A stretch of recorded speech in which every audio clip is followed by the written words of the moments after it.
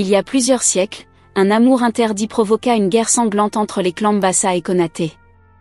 Ayélé et Konaté, jeunes amants maudits, défièrent les traditions en s'unissant secrètement. Lorsqu'ils furent découverts, la colère des anciens fut implacable. Leur amour se termina dans la tragédie, Ayélé fut brûlée vive et Konaté pendu à un arbre sacré.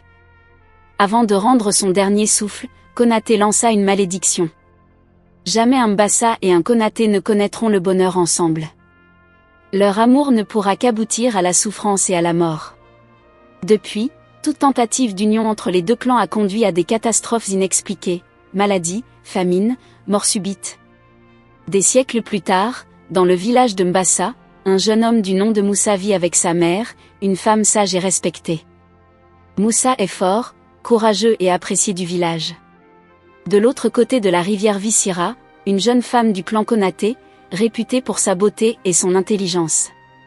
Un jour, alors que Moussa chasse près de la rivière, il entend une mélodie douce portée par le vent. Intrigué, il s'approche et découvre Sira en train de chanter tout en remplissant sa calebasse d'eau. Dès qu'il la voit, il est frappé par sa beauté. Leurs regards se croisent. Un silence suspend le temps. « Qui es-tu » demande Moussa. « Je suis Sira. »« Et toi ?» Moussa. À cet instant, ils ignorent encore que leurs âmes sont liées par une tragédie ancienne. De retour chez eux, Moussa et Sira ne peuvent s'empêcher de penser l'un à l'autre. Mais lorsqu'ils prononcent leur nom devant leur famille, la réaction est brutale. « Un Konaté ? Tu ne dois jamais t'approcher d'eux, Moussa, prévient sa mère, le regard inquiet. « Un Mbassa ? As-tu perdu la raison, Sira » s'écrie sa grand-mère. Les anciens racontent à Sira l'histoire de la malédiction. Son cœur se serre. Mais le destin est déjà en marche. Malgré les interdits, Moussa et Sira continuent de se voir en secret. Chaque soir, sous le baobab géant qui borde la rivière, ils se retrouvent. Ils parlent de leurs rêves, de leurs espoirs, de leur envie de briser les traditions injustes. Si l'amour est un crime, alors je suis prêt à être coupable. Murmure Moussa avant de prendre la main de Sira. Ce soir-là, il lui vole un premier baiser, un acte innocent qui scelle leur destin. Les soupçons grandissent. Un ancien du village, Kunta, surprend Moussa et Sira ensemble. Il les avertit. La malédiction est réelle. Si vous poursuivez cet amour, vous attirerez le malheur sur nous tous. Mais ils refusent d'écouter. Les ancêtres semblent vouloir les punir, une sécheresse frappe les cultures, des bêtes tombent malades, et une étrange brume s'élève chaque nuit autour du village. Sira commence à faire des cauchemars. Chaque nuit, elle voit une femme en pleurs, une silhouette entourée de flammes qui lui murmure.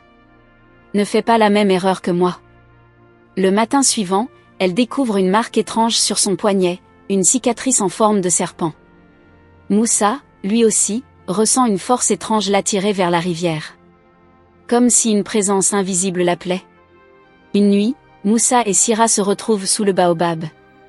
Loin de la peur, ils se laissent emporter par leur amour. « Je t'aime, Sira. Et rien ni personne ne pourra nous séparer. »« Moi aussi, Moussa. » Leurs lèvres se rejoignent sous la lumière de la lune, ignorant que ce simple geste vient de réveiller les forces de la malédiction. Le vent se lève brusquement, des ombres semblent danser autour d'eux. Convaincus qu'ils doivent se battre pour leur amour, Moussa et Sira prennent une décision, se marier en secret. Ils trouvent un vieux guérisseur, Baba Kouyaté, qui accepte de les unir loin des regards. Mais avant de célébrer leur union, Baba Kouyaté les met en garde. L'amour est puissant, mais le destin l'est encore plus. Si vous bravez la malédiction, soyez prêts à en payer le prix. Les comportements de Moussa et Sira changent. Ils se volatilisent à des heures inhabituelles. Le père de Sira commence à avoir des doutes et ordonne à son frère de la suivre. Un soir, il découvre la vérité. Ils sont ensemble. La nouvelle se répand comme une traînée de poudre. Les chefs des deux clans se réunissent. Ils sont furieux. Ce mariage ne peut avoir lieu. Ils doivent être séparés immédiatement. Les anciens décident d'user de tous les moyens pour empêcher leur union. Les punitions commencent. Moussa est battu par les hommes de son clan. Syrah est enfermée dans une case et surveillée jour et nuit. Mais l'amour est plus fort que les chaînes. Syrah, épuisée, est confrontée à un choix difficile. Tu épouseras un homme de ton clan, ou tu mourras seul. De son côté, Moussa doit choisir entre l'honneur de sa famille et son amour interdit. Mais leur passion est inébranlable. Ils décident de fuir. Au lever du jour, ils s'enfuient dans la forêt. Mais à chaque pas, la malédiction semble les poursuivre. Des bruits étranges résonnent dans l'ombre. Des visions effrayantes apparaissent devant eux. Le sol tremble sous leurs pieds. La nature elle-même refuse leur union. Moussa et Syrah s'enfoncent dans la forêt, espérant échapper à leur famille et vivre libres. Mais leur voyage tourne vite au cauchemar. D'étranges phénomènes se produisent. Les chemins qu'ils prennent les ramènent toujours au même endroit.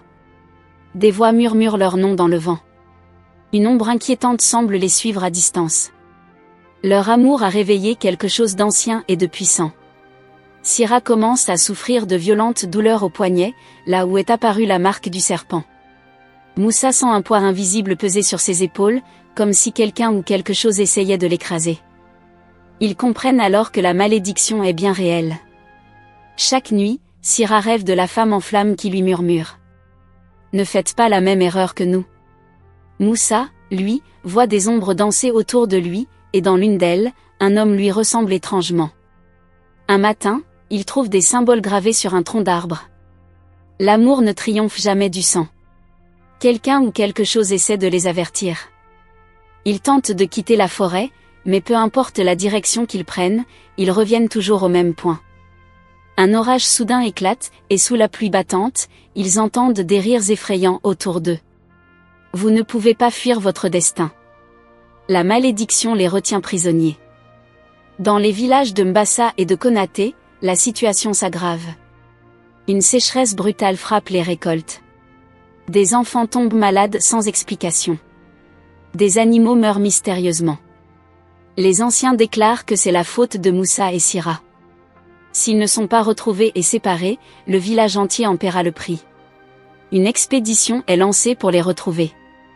Moussa et Syrah découvrent une vieille case abandonnée au cœur de la forêt. À l'intérieur, ils trouvent des peintures murales représentant un homme et une femme liés par des chaînes invisibles. Une voix résonne dans la pièce. Pour briser la malédiction, l'un de vous doit se sacrifier. Syrah regarde Moussa avec horreur. Non. Il doit y avoir un autre moyen.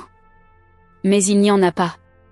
La nuit suivante, Moussa disparaît. Syrah le cherche désespérément et le trouve au bord d'une falaise. Elle est prêt à se jeter dans le vide pour briser la malédiction. Si ma mort peut te sauver, alors je le ferai. Syrah pleure et s'accroche à lui. Nous trouverons un autre moyen, je t'en supplie. Mais alors qu'elle le retient, une force invisible les pousse tous les deux vers le précipice. Avant qu'ils ne tombent, un vieux sage apparaît. Vous n'avez pas besoin de mourir. La malédiction n'est pas ce que vous croyez.